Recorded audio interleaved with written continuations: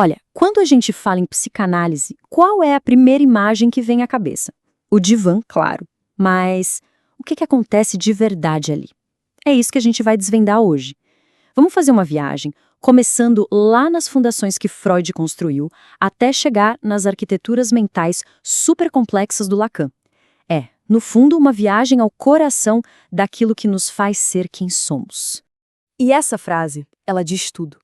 Pensa bem, a maior parte das terapias quer o quê? Se livrar do sintoma, o mais rápido possível. É como tomar um remédio para dor de cabeça. A psicanálise vai na contramão.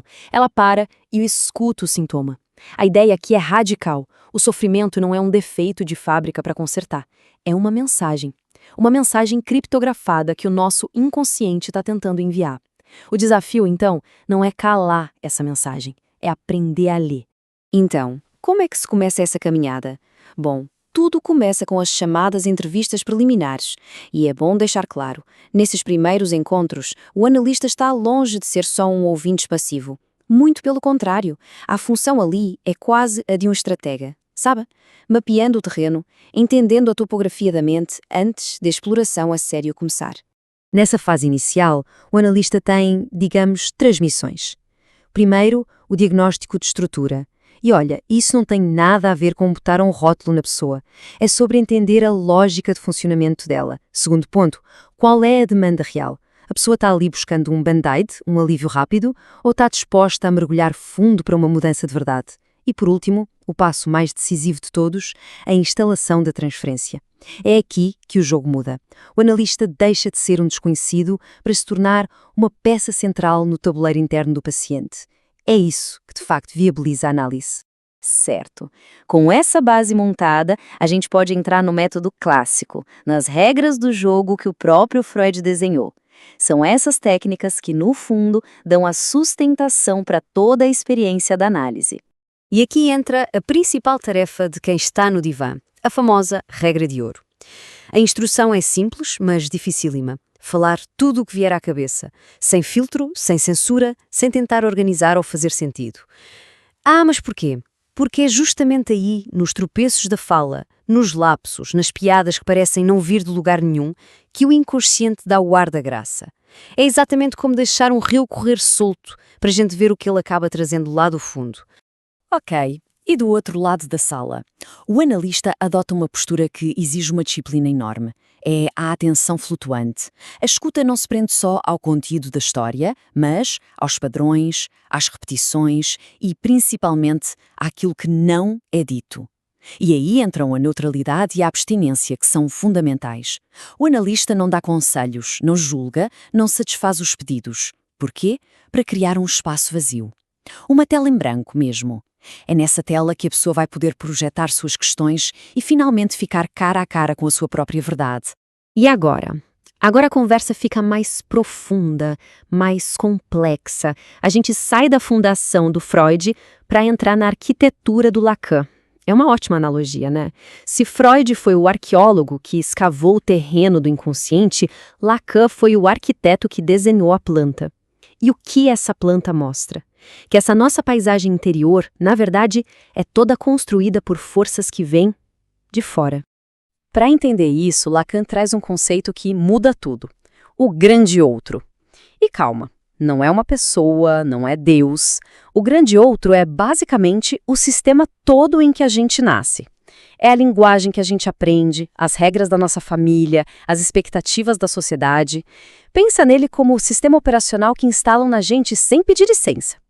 E segundo Lacan, uma parte gigante do nosso sofrimento vem daí, da gente passar a vida tentando responder às demandas desse grande outro e, nesse processo, a gente acaba perdendo o contato com o nosso próprio desejo.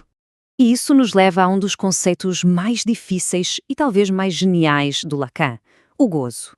E aqui, muito cuidado, a palavra engana. Isso não tem absolutamente nada a ver com prazer. É o exato oposto. O gozo é uma satisfação paradoxal, que a gente encontra justamente no sofrimento. Sabe aquela força que nos faz repetir um comportamento que a gente sabe que faz mal? É isso. É uma satisfação estranha, meio inexplicável, que se encontra na autodestruição. Um exemplo clínico deixa isso claríssimo. Todo mundo conhece alguém assim, ou talvez até se reconheça nisso. A pessoa que vive se queixando de um relacionamento tóxico, de um chefe horrível, mas não sai de lá. Parece que não consegue. Essa repetição, essa insistência em ficar no lugar do sofrimento, isso é uma manifestação do gozo. E o trabalho da análise, especialmente a lacaniana, é justamente desmontar essa lógica, esse circuito masoquista. Ok, com todo esse cenário complexo montado, a pergunta é: como o analista age? Como ele intervém para de facto provocar uma mudança? É aqui que a coisa vira quase uma arte de precisão cirúrgica.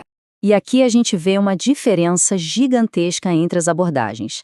A interpretação freudiana clássica é meio como um trabalho de detetive. Alguém faz isso hoje por causa daquilo que aconteceu no passado. Já a intervenção lacaniana é outra coisa. É uma pontuação.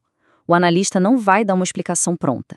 Ele pode, por exemplo, só repetir uma palavra que acabou de ser dita, uma única palavra, ou fazer uma pergunta que quebra totalmente a lógica. O objetivo não é explicar, é interromper.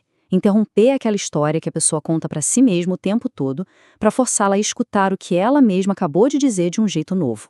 Mas talvez a técnica mais polêmica, mais radical de Lacan seja o corte. Numa análise lacaniana, esquece aquela ideia da sessão de 50 minutos cravados no relógio.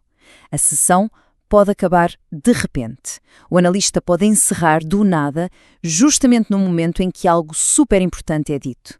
Para que essa brutalidade? Simples, para impedir que a pessoa pegue aquela revelação e a dissolva em mais blá blá blá. O corte força a pessoa a sair dali com aquela frase, aquela verdade, ecoando na cabeça. É para ela trabalhar naquilo durante a semana.